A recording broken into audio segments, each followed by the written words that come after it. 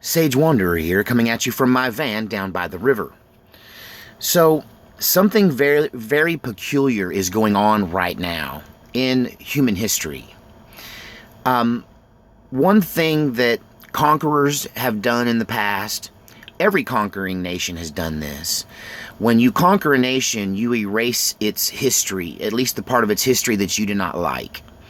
And you go in and you tear down the statues of the dictators that were there before you, or the kings that were there before you. If you have a religion that you like, that you know is a national or state religion, then you force that religion onto the conquered nation and make them convert. And this is just historically the way things have been. But that takes time. Often it takes a generation or two to really effectively kind of erase the past and make it so the next generations don't really know what's going on. And then there was always some kind of transfer from the older survivors who lived through it to the younger generation to let them know that the altered history was not true, that the actual history was this history. And so you had the narrative that the conquerors wanted to inflict, and then you had the actual truth as it was seen through the eyes of the conquered, and this was passed down from generation to generation to keep the true history alive to some degree. But now, in this day and age that we live in, the ability to erase history has become something that can happen almost instantly. Let me offer you the story of the erasure of an individual, the story of the complete removal from society and banishment of a person who was once upon a time very famous. And I'm talking about the annihilation of Alex Jones. Now, in times past, if you didn't like someone, it took decades to discredit them. Sometimes you could do it with one really good lie or one salacious piece of truth. But there were still people that would doubt. And it was hard to silence them in a free society where everyone can stand on a street corner and speak. Oh, wait, that was old America. We can't do that anymore. What I'm trying to say is America is being conquered. America is being conquered by an outside ideology that is alien to our nation. It's like a cancer that has been creeping in for decades, but it now has reached critical mass. And we're reaching a point now where it has enough power to control things. It has enough power to change reality. It has enough power to conquer us if we sit idly by and let it. There's this idea that you can boil a frog if you just incrementally turn up the water. He'll just sit there and be comfortable, and as the water gets warm, he'll get more comfortable until it's finally boiled him to death, and he'll never jump out even though he could, because it happens slowly. And that's been going on. What I'm talking about is the infiltration of communism into the United States of America.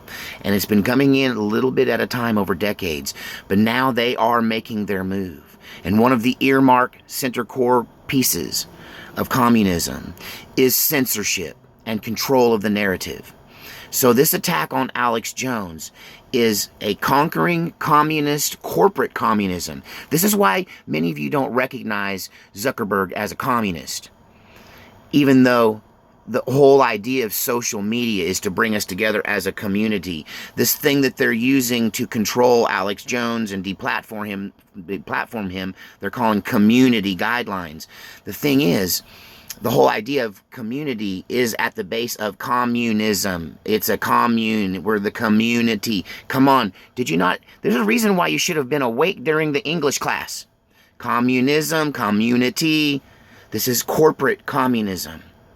Instead of using the iron fist of the government to control people through communism and make them conform to the communist ideology, the communists have built corporations under our free market system, and they're using the power of that they have created, that power, and the power, that economic power, to control you with communism and make you conform to the community or the mob rule.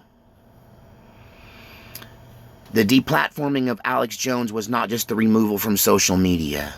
The deplatforming of Alex Jones was a complete erasure of history, a complete removal of a character. They went after all of his software that he even uses to make his television show and his radio program. That they deplatformed him from software that he bought licenses to use. They violated the terms of service, so they turned off his software. Are you hearing me? That this is now dozens of companies working together, all in one ideology, all in one community, all with one communist agenda.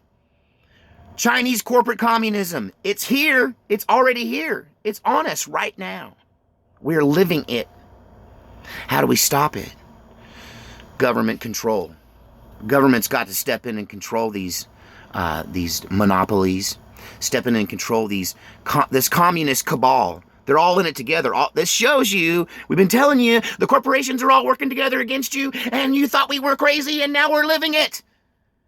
Come on! Huh. Can't you see it? They put their cards on the table. They're showing you. Now what? We've got to empower our government, our law enforcement, the Federal Trade Commission to deplatform these monopolies and to take control of the infrastructure that they've built to use against the citizens of the United States. I've said it before on this channel, and I'll say it till the cows come home.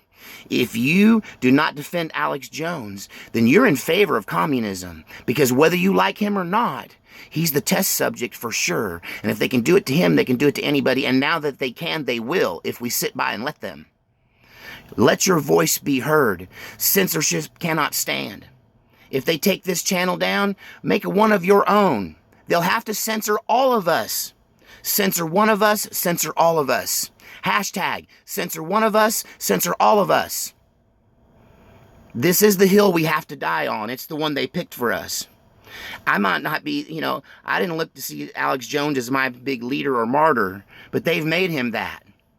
And now I have to stand behind the First Amendment of the United States Constitution. Because I took a vow some years ago to defend the Constitution against enemies, both foreign and domestic. And these corporations are proxy governments. They're a new form of government control.